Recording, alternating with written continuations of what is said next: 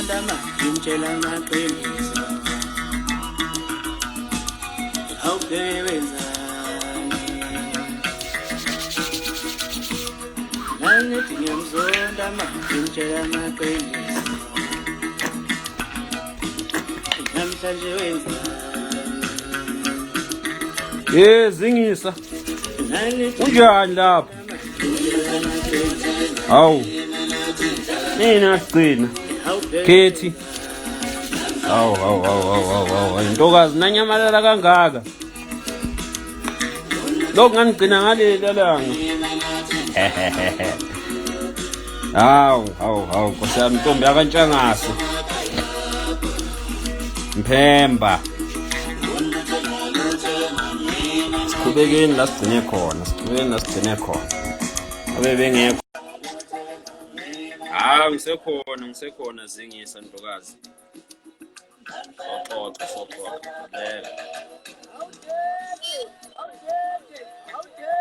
That's good. Yebo, hayi, asithembe ukuthi sizosiphatha kahle network, hey. Yeah, asixolisa mfowethu into ze network.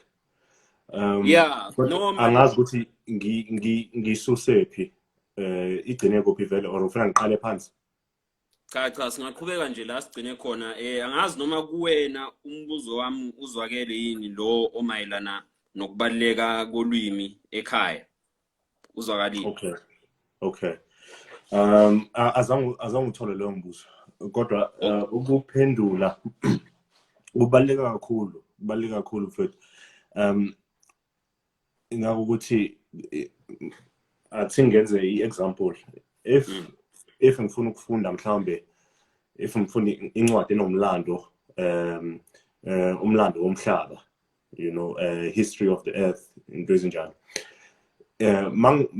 mangifunda say incwadi ebhale ngesingisi ebhale mhlambe ebhale umuntu wase India asisho njalo, uzoyibhala nge-context ne-background yamandiya, okay? Uzosinika umlando ne-context ne-background yamandiya, and wena ma uyifunda kune-possibility ukuthi you won't be able ukuthi uzibone kulowo mlando or ubone abantu abafana nawe noma abaphila njengawe, mainly because ukubhala ngesingisi you automatically write or you carry really a culture and history yesingisi. Right. Even if you're writing an African story, you are carrying with it the whole culture and history, and so much that kunama nuances ongeke uwasho ngesingisi or you can't direct translate ngoba ngesizulu kubalekile ukuthi abe indlela ngakhona. So kube ichile loka. So example mhlambe let's say sekhaya senza umsebenzi and nabo umalume kusho ukuthi kuyaxoxwa lapha, and then umunye umalume afika atshele umshana athi mshana ngicela uyohlala lapha ubeke indlebe. Okay, now what umalume is really saying athi hamba uyolalela literally ufana nempukane ebondeni. You don't have to say anything when you listen. Okay, now mawufuna ukuyenza direct translation ukuthi hamba ubeke indlebe izamoshakala yayiza mfethu. So it's very important ukuthi sibhale sifunde from an early age ngama indigenous languages. Ngiyathemba ngiphendulile umbuzo wakho. Yeah, no, uphendulile Zwide.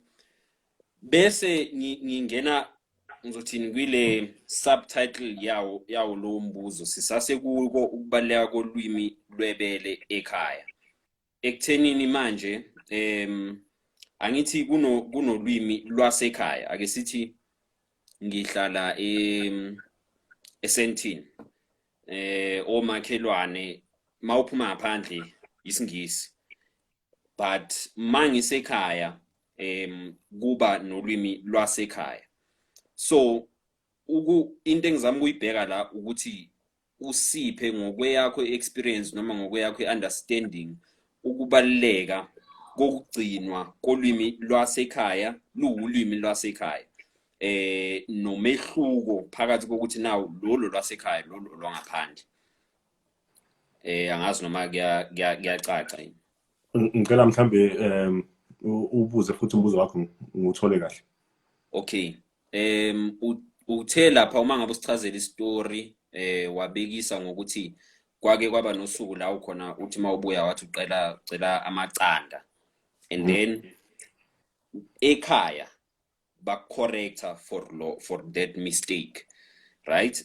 So into engizama ukuyithola ukuthi ukubaluleka nawo kwaleyo correction kwaloko understandeka from umama. Now look at a child ozofika ekhaya efika thamacanda kube kungabi na correction kube nje okay yeah that's it. Makaphuma ngaphandle futhi still usathi amacanda kwabiza buza amaqanda ngamacanda and it's still the same. What is that child losing compared to that one who's getting corrected?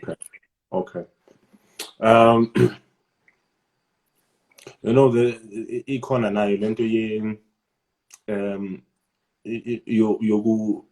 yokukhuluma amagama. So there's a child bekahlala athi mhlawumbe umbuzo ukuthi iphi into ethize bese kumele athi iphezulu kombhede uzothi empedeni yabona into enjalo and pronunciation, you know, kubaluleke kakhulu ukuthi i-pronunciation igcizelelwe ekhaya. Okay, njengoba bengibekisa ukuthi iqanda neqanda are totally different things, yabo. So much that ikhona into ekuthiwa iqanda angazi angiboni mhlambe siXhoseni, I'm not sure ne kodwa ngesizulu cha ayikho angiboni.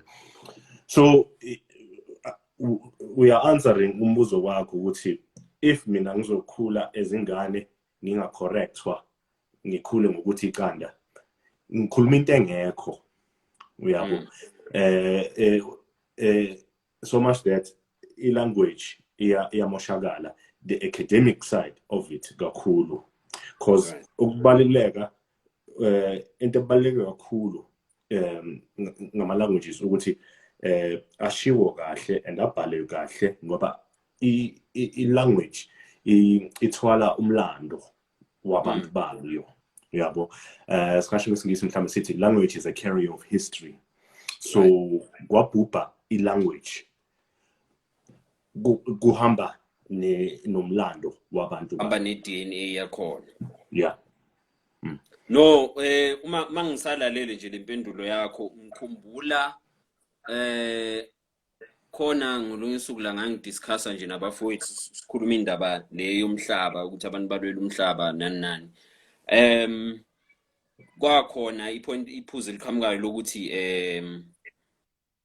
umhlaba ngizothini ufana nolwimi ukuthi once wathatha ulwimi kumuntu ngizothini singasho ukuthi umhlaba after ulwimi. So once kwathathwa umhlaba, the next thing that you have that is ngizothini umsamo kuwe is ulwimi ongayisebenzisa ukuthi uconnecte kumsamo ngoba umhlaba was one of the most important things that we use to define ourselves.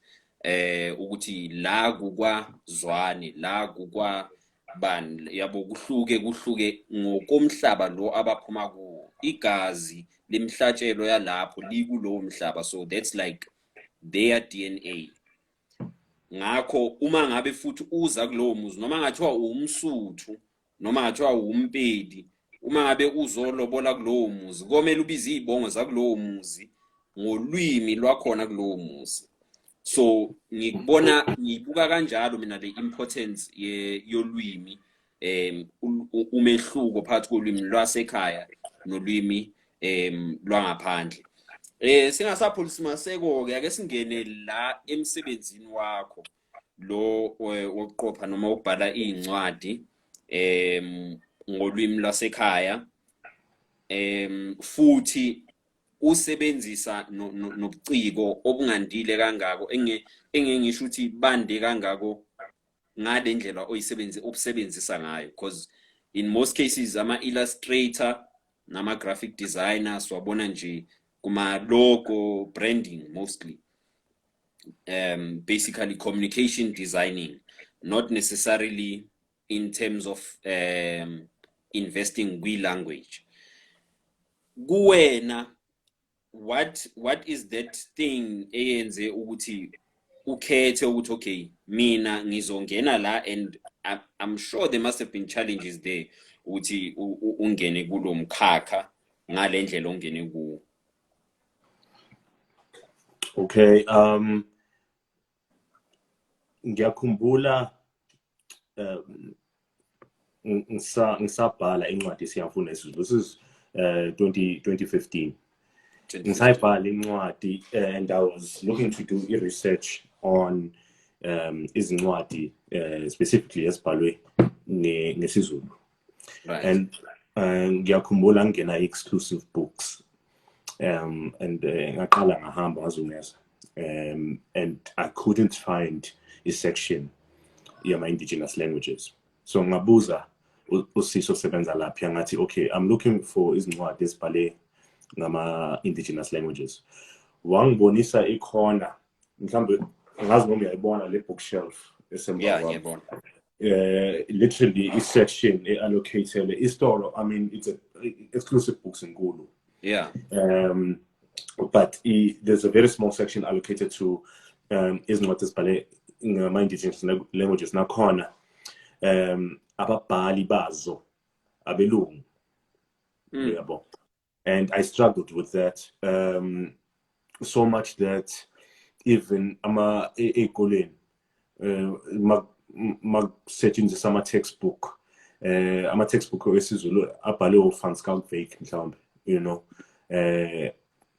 although academically kumele kuzwakale, kodwa njengoba sisho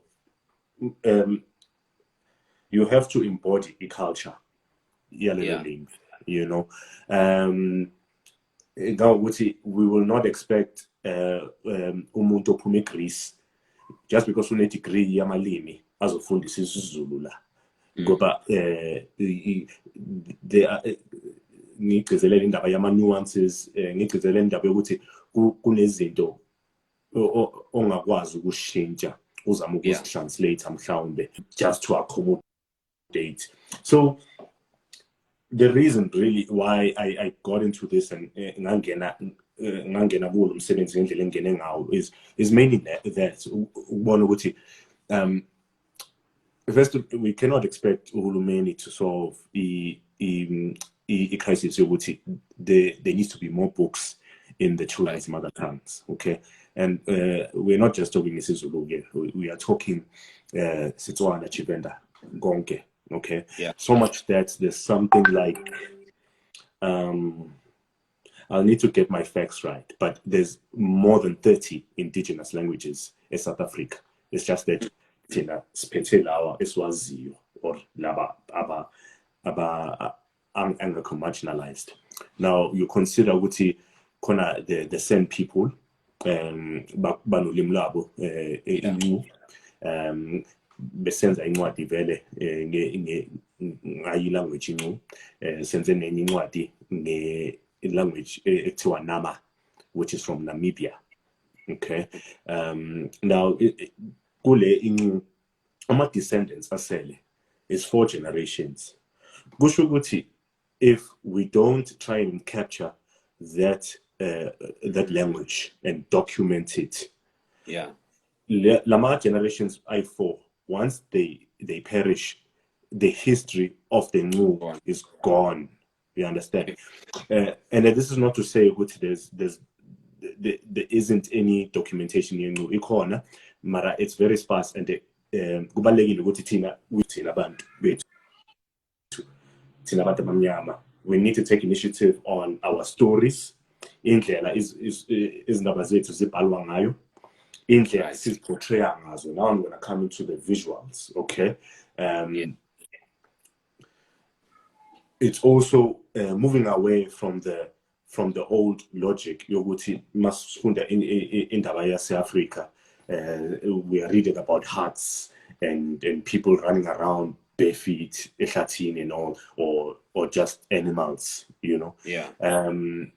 Mina visually indlela ebengifuna ukusebenza ngayo ukuthi ngibonise unjabulo emkhathini, one of my characters from one of my first comics, Cheese Boy, mangibeka kanjani, you know, kubo baphila kuma suburb, umamakhe injinga edayisa ujulo ezinyosi ku internet, ubabakhe unjiniyela. So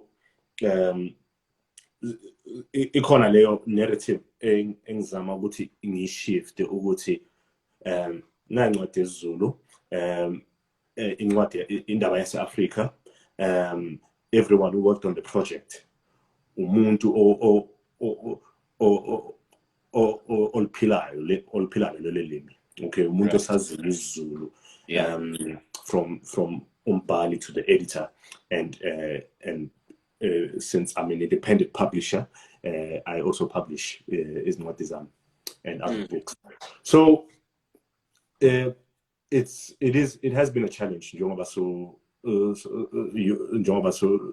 ipointile leyo point, kodwa nakhona I think in order to make things that would really provide value, not only to umphakathi, but also ufuna ukuba nayo leyo fulfillment, you know, ufuna ukuthi noma mawuzibheka and really be proud of umsebenzi owenzayo, and if it helps abantu, then it's a bonus, you know.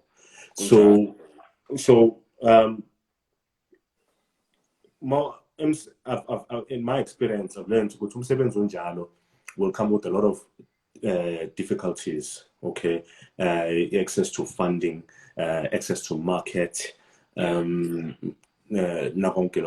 however, because of its importance, in fact, I'll go as far as saying, Guti, this is actually in thing yenza ngoba mhlambe ngikhalele or ngibone igap ku market, but in thing yenza because in a way I have to, uyabo. Fana nobizo then. Ubizo, sibonge. So if mhlambe I've missed a point, good question wakho, please ngicela ungikhumbuze. But yes, and there is a point. I do come from a background in graphic design. I studied graphic design in UJ, and Mangpuma lapho, I went into designing corporate identity logos, like you mentioned, my website, you know, until vele masekufika njengoba usho ubizo, masekufika the opportunity ukuthi no man, here is something more fulfilling, give me personally, and there are people who are actually finding some benefits of this, and I suppose umsebenzi mawunjalo, you get through the difficult times, and you get through the good times, as long as umsebenzi uqhubeka. Kuyezwakala yabona njengoba ngiyifanisa nobizo lento, ngibuka njenge process yomuntu onobizo mangabe kuthiwa yini,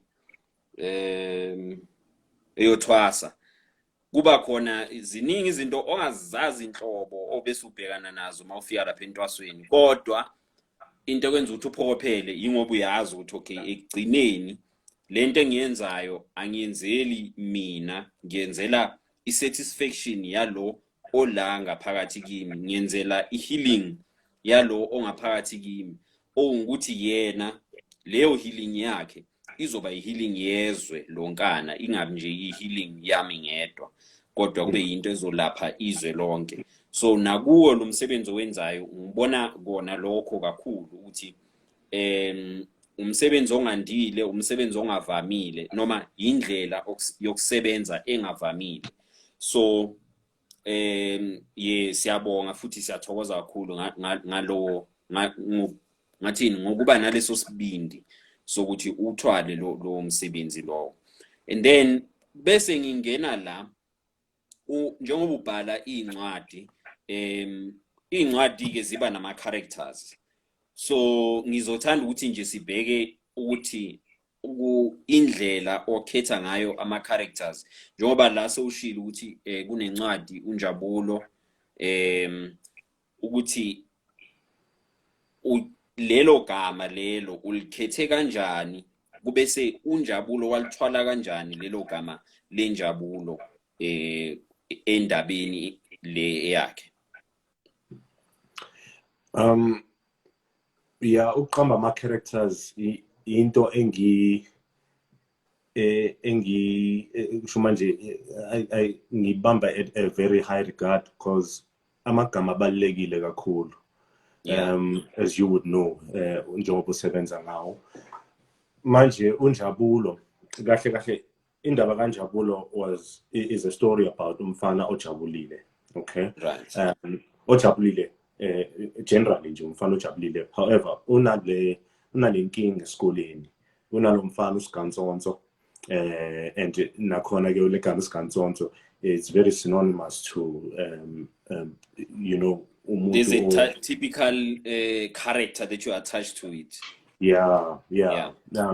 So usigantsonto ke ibhuli ke, and yeah, unjabulo afike ekhaya manje usebenza no babakhe, unjabulo no babakhe, they are very close.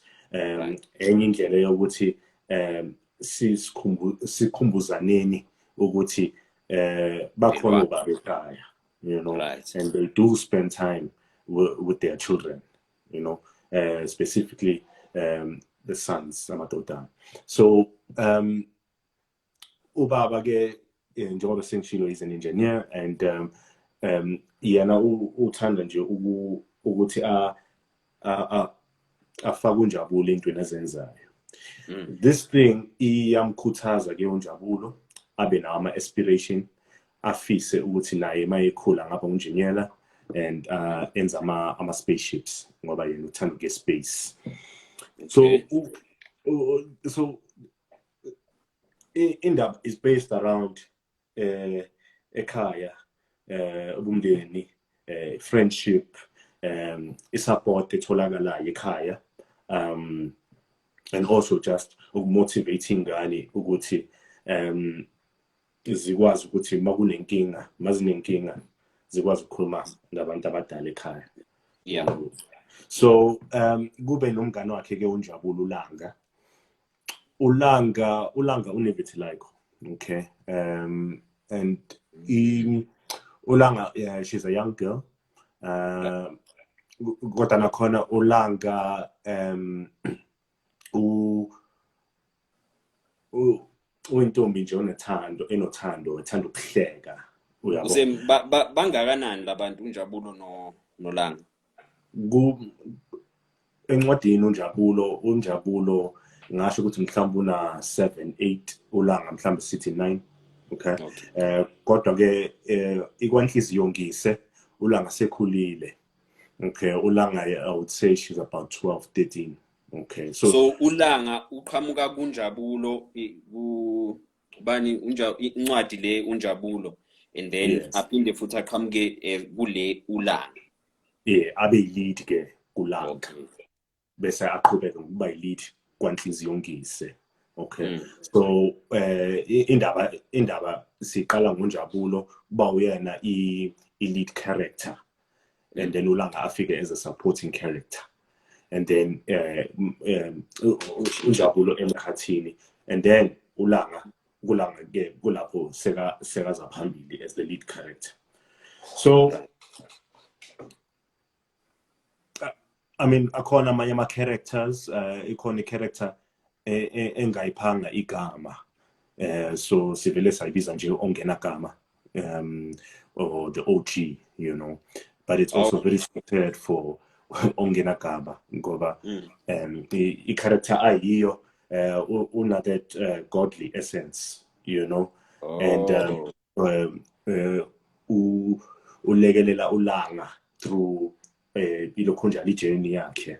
I'm guided and I'm empowered to an extent, you know. Yabona lapho kube nathi ntamina ngangizoniphi igama lapho awuvele ngithi onguye angithi uNkulunkulu ubani ngambe lo uNkulunkulu noma uJesu lwathi nginguye enginguye igama elihle lelo mfethu igama elihle lelo onguye ngizotshontsha ungangisuki yinto enhle leyo ngoba mfoka baba ngoba deliberate ukuthi ngingaliphi igama kusho ukuthi we interact ne-character, okay? Yeah. But at no point does it say ukuthi lona ungubani. Mina thina simbiza ongenagama ngoba angakamuphi igama, yabo. Nasencwadini ongenagama vele. Upholo? Nasencwadini ongenagama noma alikho nje. Alikho lelo gama. Okay. Leyo ndlela is because i-character mangiqala ngilifaka encwadini. Right. I felt ukuthi kuningiekusamele ngil-understand ngale character. Yabo. I felt ukuthi indaba mayihamba in this direction, for some reason this character uhlale ayipush indaba ishintshe. And those things come into play ngoba vele as you know umbhali ukhulumela i-character in a sense. Yabo. You are telling the story. Yes, we are telling the story on behalf of the character. So I do not feel ukuthi I have complete control of a character. To an extent, a character has a lot of is leading. Yabo, a character ingavele kusasa yangisekho mfethu ngiyanyamalala kule ndaba yakho. Yabo, and you deal with it. Yabo. So yeah, zikhona lezo zinto where kulula ukuthi uvele umqambo umuntu ulanga the word just came and then kukhona la ke i character has such a strong presence and is and in a way ifuna ukukhula nendaba, and it's very difficult ukuthi uvele uyibeke igama ukuthi nali sengumphile igama ngoba okuningi kuyashintsha. Okay, now this brings me to the question chabe nganawo lo mbuzo uqhamuke nje manje wokuthi now le story le indaba olanga onjabulo zibukeka zi story esi-connected ne ukuthi one leads to another which basically I think that's why ngibuze indaba ye-age. I think now umuntu angaqala esasemncane mhlawumbe ukufunda incwadi zakho aqale mhlawumbe ngonjabulo akhule afike at a particular age, then say ayisinje ingane yami sengiyiqala ngiintroduce kulanga ifunde ngolanga idlule that stage in life sengiintroduce to the next one kanjalo zifika kanjani le indaba kuwena ngabe zi-inspire mhlawumbe abantu babonayo like daily life uthi okay kunomfana lapha impilo yakhe kanje let me take his story and represent it la, or you are looking at your life or istory nje eyifikayo esingathi mhlambe ifika ivela kwabadala noma zivela kuNkulunkulu or kanjani. Yeah, without sound very technical or when I get influenced by yonke into around me, abantu engiphila nabo, abantu engihlangana nabo, siyakhuluma khona manje ungitshela unguye. This is part of me absorbing and being inspired by other people. Yabo. Also getting inspired by other art. I'm a collector. I'm a graphic novel, and I read as much as I can. One is a source of entertainment, but kakulu as a source of learning. Understand technicalities. Ukuthi indaba yakho kanjani, specifically njengokushilo. Okay, mhlambe senze uchungechunge. Okay, izoqala nangonjabulo, and then the next one unjabulo sekhulile then sim introduce again ulanga, and then the next one ulanga sekathatha lead. The next one ulanga mhlambe uletha ungenagama onguye uzothatha lead aletha omunye. And what it does ukuthi it builds ilokhonjana, it creates a story ukuthi sibe ne potential sokuthi siye in any direction. Okay, Right. so umbuzo mawuthi zifika kanjani mhlawumbe izindaba, mina I open mangibhala mangiqamba indaba, I open myself up to any possibility. Okay, Right. so I cannot even tell you ukuthi mhlawumbe okay, now I know ngoba busy ngiyayibhala le indaba entsha yakho sikanzonzo. Kodwa I cannot possibly tell you ukuthi after sizobe sikuphi ngoba depending on indlela le ndaba unfolds, yabo, izo dictator ukuthi sifika kanjani to the next phase. And right. Yeah, I mean ikhona ke leyo nto ukuthi some of the ideas zifika ngendlela engeke ngi-explain. Okay, ephusheni njengoba usho ukuthi no from uNkulunkulu, I do believe ukuthi whether you believe in uNkulunkulu or not, but especially as mina as the artist, okay, I do believe ukuthi ikhona i-source engenza aware to information so much that I am a vessel. Okay, ngumthwali. Mina all I do is ukudlulisa umlayezo. Yeah. So yeah, there are many aspects as to how izindaba come about in the inspiration, but it really is kakhulu influences from our surroundings. Isikhathi siphila kuso yonke njalo. Right. Ngizobe sengena ngizofaka nalombuzo oqhamuka esihle la Madlamini. Ukuthi how is now the reception yale incwadi according to your view of it? Ukuthi are people receiving it well? Ngabe ziyayithwala yini i-objective le obufuna ofisa ukuthi ziyithwale uma ngabe uyikhipha le incwadi, ziyawudlulisa umyalezo, and then that would I think it could answer the question yaka Madlamini la ethi cela ukubuza, is there a future in writing, especially in Zulu novels, and what are the advantages and disadvantages? Siyabonga usisi esihle. That's a very important question, and I mean I'll be very quick to say, yebo sisi, there's definitely a future ngokubhala, not only ngesizulu kuphela kodwa ngamanye amalimi. Various. When I started bekuna lento ukuthi bekunzima ukuthi ngisithole izincwadi ezibhalwe ngama-indigenous languages. Mazitholakala ziba i-double languages, mhlawumbe kuzoba isizulu phezulu and then phansi kube ngathi subtitle babhale ngesingisi. Oh yeah. And they bafuna ukuyibiza Zulu book, uyabo.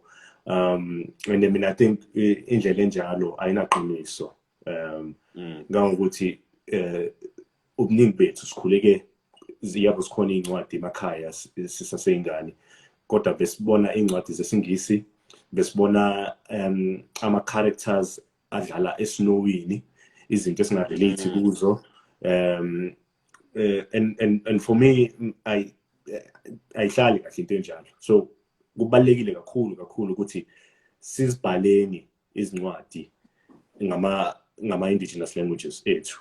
Okay, and yeah, sizo translator, okay, ibe khona, iba available ngamanye amalimi, iba available nge-English nakonke lokho. Kodwa when you first write ubhala, okay, ngizobikisa ngesiZulu, when I first write ngibhala ngesizulu ngoba ngifuna i-culture, i-heritage, i-essence yesizulu ubuqiniso bayo futhi ibe clear, yeah.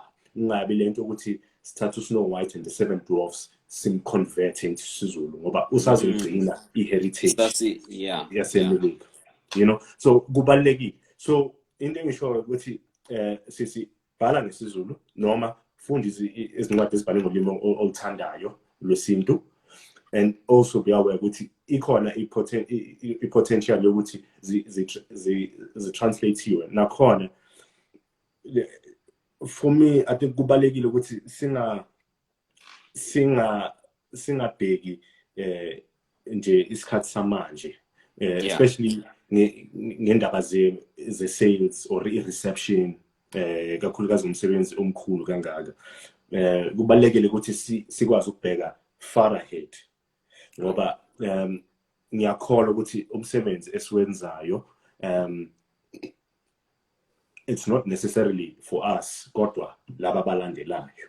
Okay, mina uqala kwami ungena kulomsebenzi kuwo sengifunda kakhulu izincwadi ezifana neInqolobane Yesizwe, yiphi lenye kaNyembezi, i-novel epopular, Inkinsela yaseMgungundlovu. Uqala kwami ukuzifunda lezi ncwadi kakhulukazi khona la uNyembezi a-explainer iphela elicashile bese livele kancane, angisakhumbula ukuthi yini ama-antenna lawo akhona, livele kancane kusiyimpondo.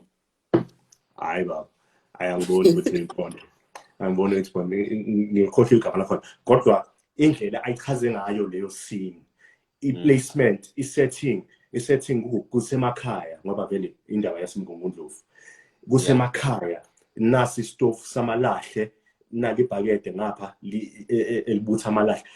Indlela ayexplain angeke kuba nzima kabi uku-explainer in the same way ngesingisi, you know. Kubalulekile kakhulu sisi, and let us not doubt amalimi ethu, because also uyababona even ama so-called historians bazothi no sigubhe lana e-Egypt sathola yini ama-Rosetta Stone noma yini, sebayazigcina lezi zinto, izinto ezinjalo ngoba bayayibona i-value yalamalimi a-indigenous. Okay, nathi mele sikwazi ukuyibona i-value yamalimi ethu. I think ngibeke lapho.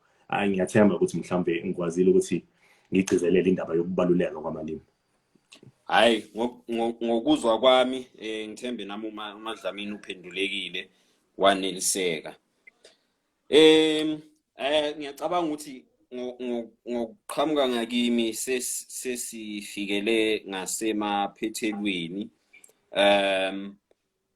Engingathanda nje ukuthi usishiye nakho ukuthi umsebenzi wakho singawuthola kuphi, nane recommendation yakho ukuthi okay, funda lencwadi uma ngabe mhlambe ungaka ngokweminyaka, noma uma ngabe umntwana wakho unenkinga enje noma uyabona ukuthi who can be recommended to be the reader of the book. Okay. Because ziningi mos. Yeah, but no, zona sesikhulile.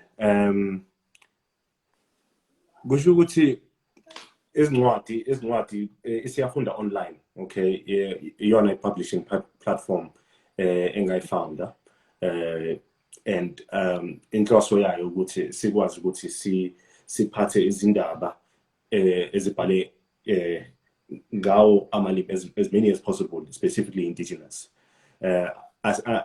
Asisiphathi-ke isingisi nesibhunu. Ngibona ukuthi maningi ama-outlet anazo, and nakhona mawungaya kusiyafunda online.co.za, uzobona ukuthi nje siyazama kakhulu ukuthi sibambelele olimini, and kunamalimi izincwadi ezibhalwe ngamalimi different. Sibonga. Okay, lapho le website oyivezayo i-personal website leyo, kodwa nakhona uzoyithola yonke Oh. imininingwane. Yeah. isiyamasuku.co.za leyo. Kodwa nakhona uzoyithola yonke imininingwane edingekayo ukuthi mawufuna ezinye incwadi mhlambe kune-link under books ezokuthumela ku-Siyafunda online. Kulapho-ke uzothola iy'ncwadi nami engingasebenzanga ngazo kodwa iy'ncwadi esiziphathayo. In terms of age groups, I would series ibizwa inqobo yesibindi. We are actually nge-27 mhlazini 27 sizo-streama i-motion comic. To those abangazi ukuthi i-motion comic into enjani, kusho ukuthi we're literally taking a comic book as it is bese siyifake animation. Okay. And yeah, ingesiZulu obviously kodwa ngoba izoba on screen siyakwazi ukuthi sifake ama-subtitles. So abangilandelayo bazokwazi ukuthi bakwazi ukuyibona i-viewing yaleyo motion comic.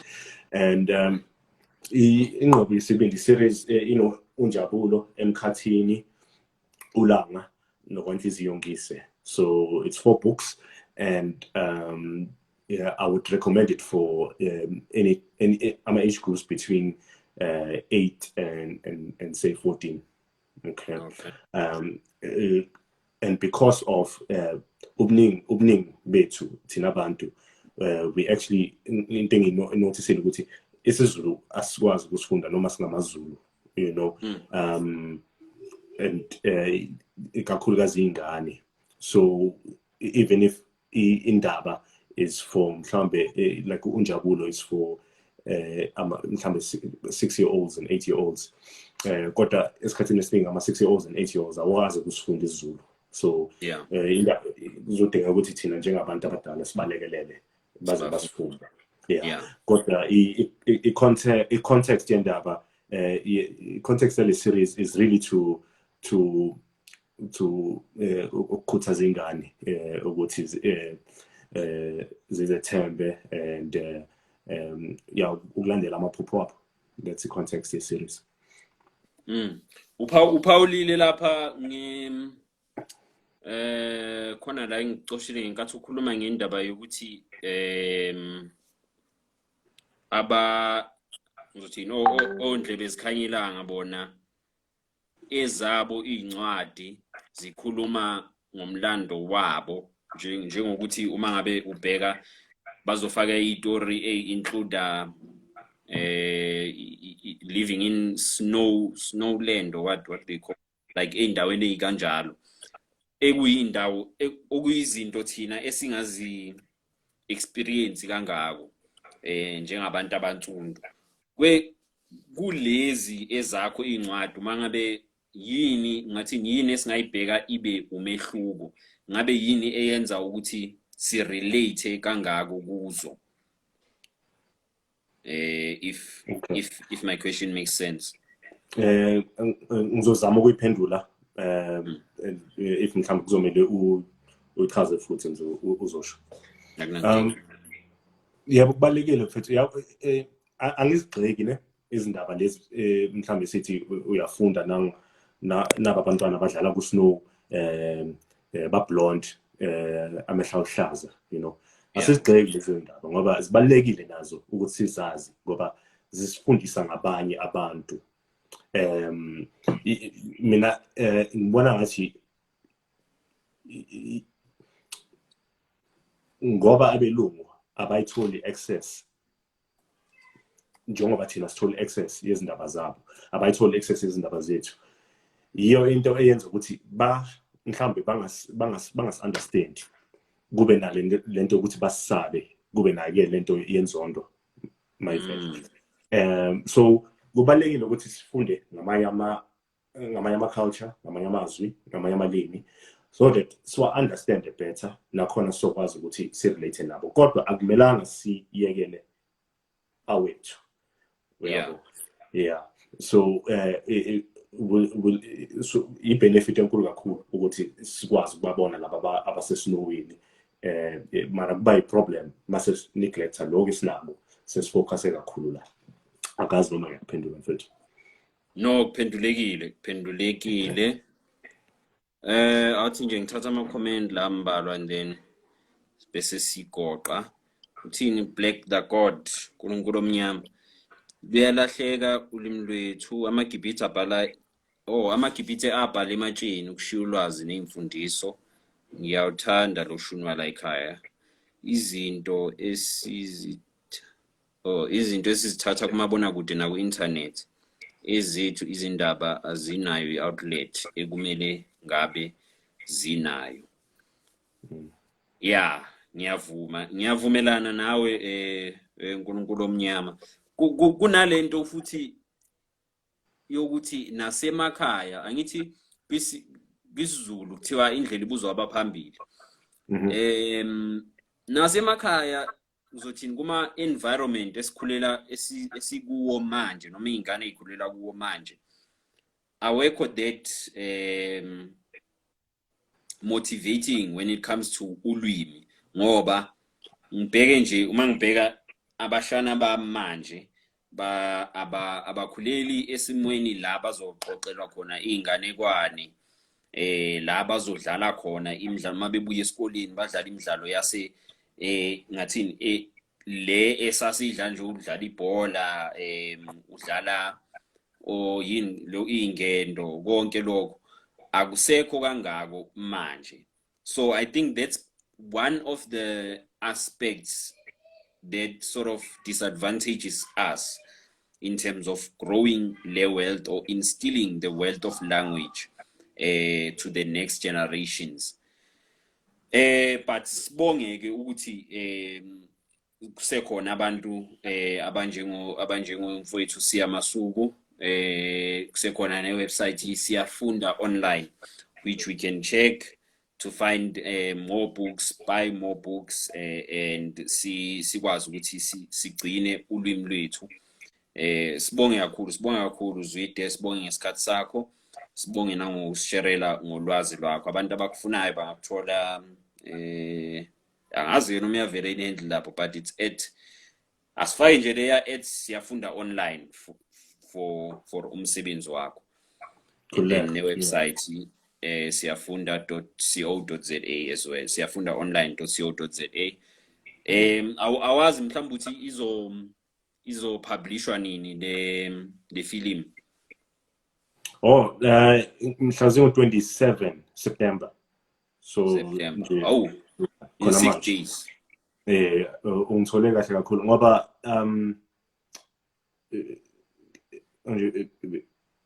indlela esoyipublisha ngayo vele izoba online kule nkathi esiphila kuzo vele kusasena nalesicefe si-COVID. Kodwa-ke kuzohamba isikhathi-ke so kwenza i-live screening and kuzoba nama-invitation and siyathemba ukuthi kuzoba isikhathi zobe sesifikile ukuthi sibonise i-series yonke ngoba le part 1 nje ye-series. Nakhona uKwanhliziyo Ngise uzobe ana 1 year mhla zingu-27. So indlela ke yokuthi sibonga abalandeli nakhona sithi na indaba senje. Okay, hayi abafuna ukuyibona nge-27 singayithola kanjani? Bangangilandela @Siya Masuku khona lapha ku-Instagram, noma balandele Siyafunda online khona lapha ku-Instagram.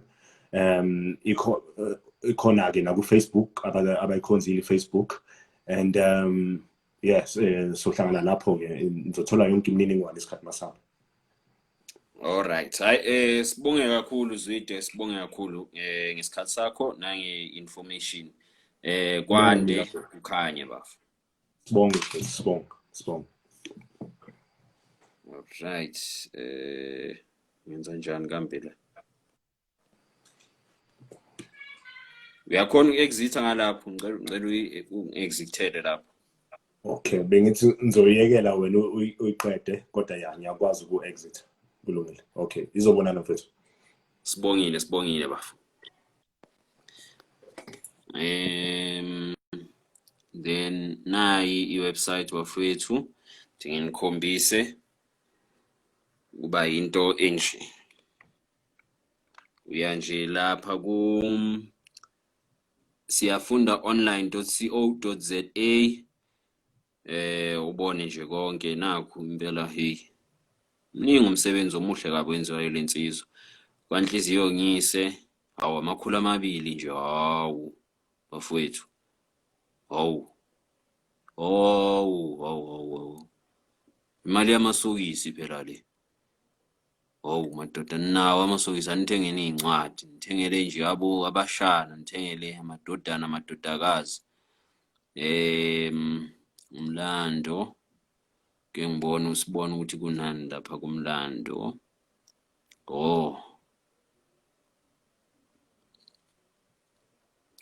yeah nawo umlando la then ungawubheka nawo unikele mawufuna unikela donation testimonials bathinte kunjalo bafethu asenzeni njalo ke sisupporteni seseke umfowethu aseseki yena kodwa sithi umsebenzi awukhule sithi umsebenzi awuqhubeke sithi awufike naku ngizothini nasezizukulwaneni ezilandela thina ungagcini nje kithi kuphela kodwa uqhubeke njalo uma ukhumbula ke uzokhumbula ukuthi siqhamuka njengabantu siqhamuka kwi oral culture or oral tradition where umlando wethu awugciniwe ngokulotshwa kodwa ugcinwe it's passed on orally ngokwezitori ngokuthi uhlale nabantu abadala bakuxoxela ukuthi okay kwaba nje. This is one of the ways that we can preserve izitori zethu. This is one of the ways that we can preserve ulwimi lwethu so that uma ngabe umshana wakho ake sithi wena awusekho mangabe umshana wakho sekumele ahamba yothetha emsamo kwakhe emzini wakhe noma before even abe nomuzi wakhe asithi akusekho umuntu omdala sekusele yena angahambi lapha emsamo afika athi underground gang angafika athi lapha skr asibagxeki labafethu laba benza lokho ngoba nabo kukhombisa indlela mhlawumbe esingathi bakhule ngayo izandla abakhulela kuzo wonke umuntu ke kunezizathu sokuthi kungani ekhula ngalendlela akhula ngayo azalelwe kulabazali azalelwe kubo kunezizathu salokho ungathola ukuthi nje ifunction yakho noma umsebenzi wakho ubizo lwakho luzoqhamuka kuloko kuba uskr wakho so bambelela kuloko okhuliswe ngakho kumsamo wakho bambelela kuwo kodwa ke iyona ndlela le enye esingagcina ngayo ulwimi sigcine umnotho wesintu osolwimini ngithemba ukuthi nifundile njengoba nami ngifundile kule live chat sobonana ke ngokuzayo uqamxakela imbulubelethu uflathela bajike nayo siyavalelisa mashiya amahle njengamanyamazana umtyambo ubhala ngozipha abanye bebhala ngepensela uphundle sibutho ukuthi umuntu noboya